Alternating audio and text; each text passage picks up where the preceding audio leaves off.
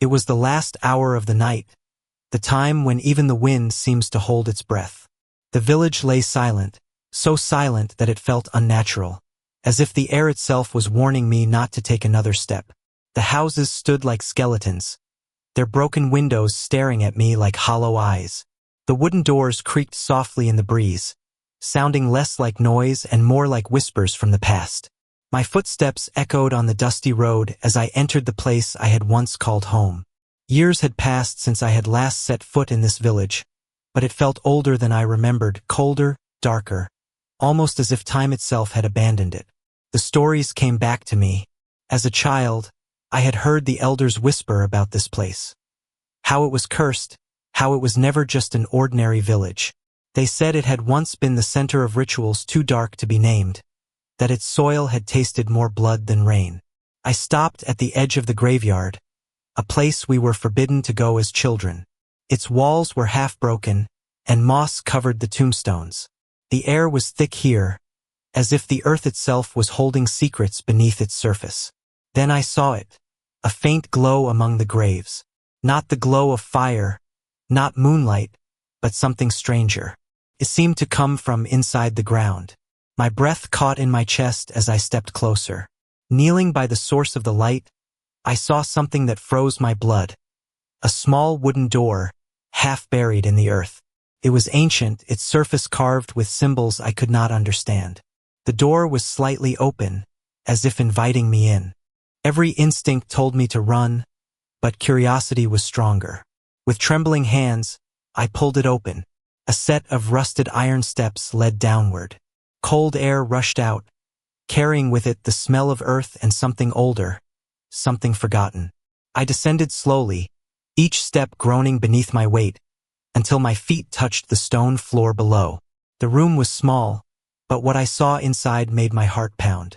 The walls were stained with something dark, old blood, perhaps, and strange symbols were painted in a circle on the floor. Melted candles stood at the corners of the room, their wax hardened into twisted shapes. At the center of the room sat an old wooden chest, so covered in dust that I could barely see the grain of the wood. My hands shook as I reached for it. The lid creaked open. Inside lay a collection of yellowed papers, a bundle of old notes tied with string, and a single book. The book was worse than anything I had imagined. Its cover was cracked and stained with something dark red. Its pages seemed almost alive, as if they were waiting for me. I opened it. The first page was written in a language I could barely understand, but I recognized enough to know what it was. It spoke of rituals, sacrifices, and of spirits that never truly left this place. It told the story of the village, how it had once been a gathering ground for those who sought forbidden power, those who spoke to the dead and bargained with the unseen. As I read, the air in the room seemed to grow heavier. Somewhere in the dark corners, I thought I heard faint footsteps. I turned, but there was no one there. I kept reading. The book spoke of a cycle, a curse that never ended.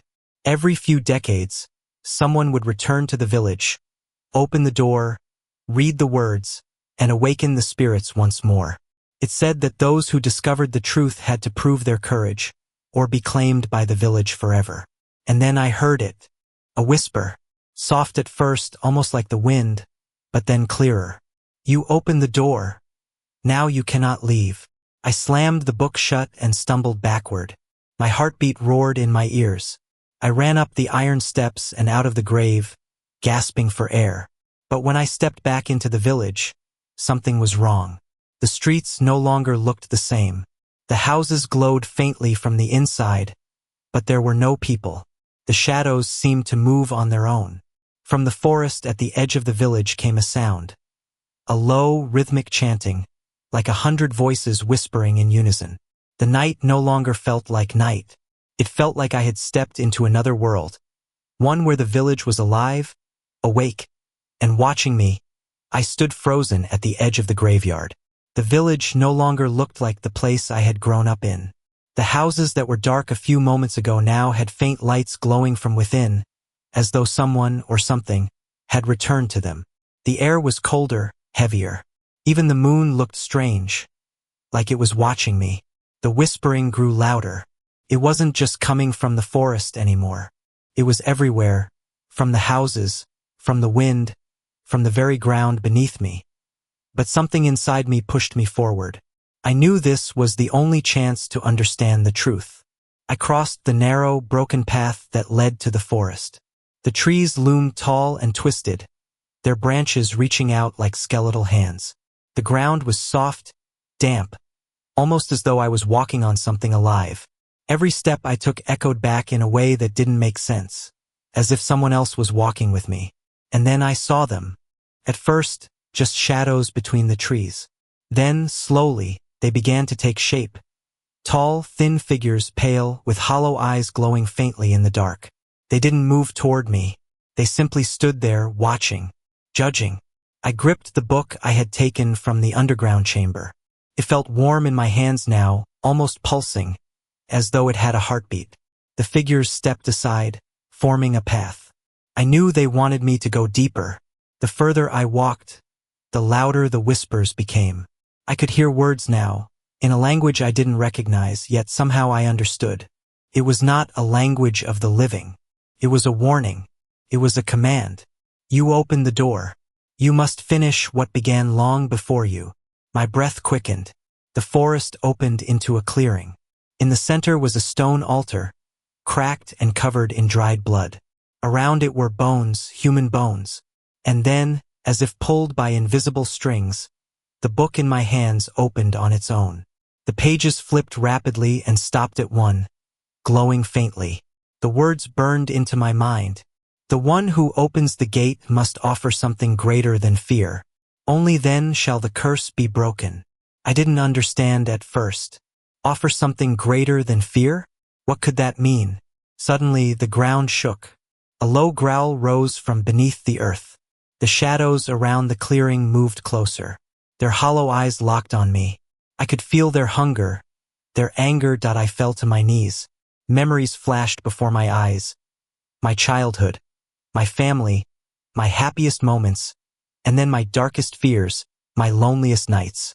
I realized what the book meant. It wanted me to give up my fear completely, to face everything without running, to stand there, in the heart of the forest, and accept whatever came next. I stood up slowly. My legs were trembling, but I stayed. The figures moved closer until they surrounded me. I could feel their cold presence brushing against my skin. The air became so heavy I could barely breathe. But I did not run. I did not scream. I stood still. And then, one by one, the shadows began to bow. Their whispers turned into chants. Not angry now, but almost peaceful. The ground stopped shaking. The forest seemed to breathe. And just like that, they were gone. The clearing was empty. The altar was gone. The book was gone. Only I remained, standing in the middle of the forest under the pale moonlight. But something had changed. I felt lighter, stronger, as if a weight I had carried my entire life had been lifted. I turned and walked back toward the village. This time, the path didn't seem so frightening. The shadows no longer moved. The houses no longer glared. It felt as though the village was watching me, but no longer judging me, almost as if it was grateful. When I reached the graveyard again, the little wooden door had disappeared. The earth was undisturbed, as though it had never been opened. But I knew what I had seen, what I had felt. I left the graveyard and walked through the village streets. This time there was no fear, just silence. A silence that felt complete. The village was silent now, but this silence felt different. It wasn't the terrifying silence that once sent chills down my spine. It was a silence that seemed to be listening, as though the village itself had held its breath. I stood in the middle of the village. The old well, which had been dry and cracked for decades, now had a faint sound of water echoing from deep inside. I stepped closer and peered in.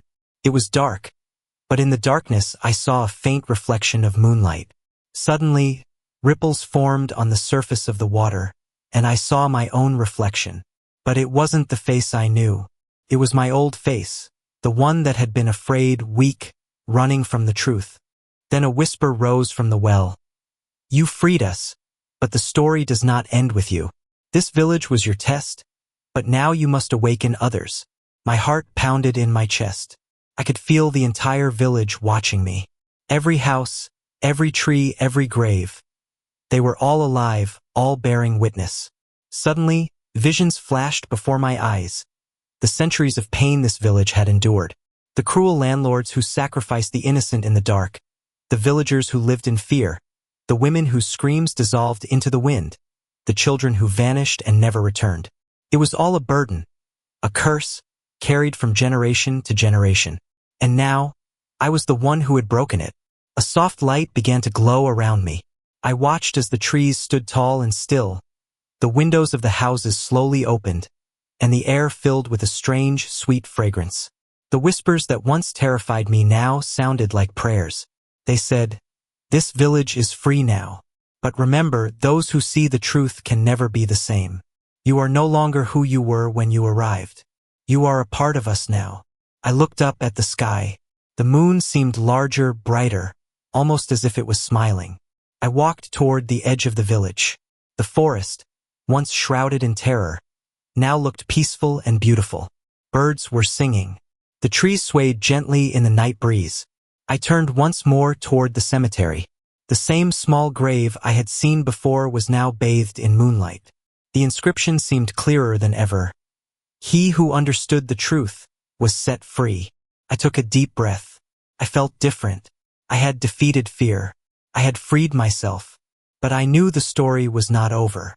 I had a duty now to tell others, to make them face their fears, to embrace their darkness, and to free their lives. I left the village behind. But the village did not leave me. Every shadow, every whisper, every light, they were now a part of me. I knew I was no longer the man I had been when this night began. I was transformed. I had seen the truth. And those who see the truth can never go back.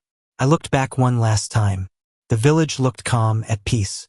But I knew that anyone who came here, if they came with fear, if they tried to run, the village would teach them the same lesson it taught me. I whispered to myself, "This story is not over. This is a test for everyone brave enough to face the truth." And I walked into the night. But this time, the darkness didn't scare me. It guided me. It showed me its truth. New moon, the final lesson. This story teaches us that those who run from fear will always remain prisoners. But those who confront it become free. The village was not just a place. It was a mirror showing me who I really was. And now I was free. And I knew that anyone who finds courage, patience, and strength within themselves will never be a slave again. They will become fearless, unshaken, and the master of their own destiny.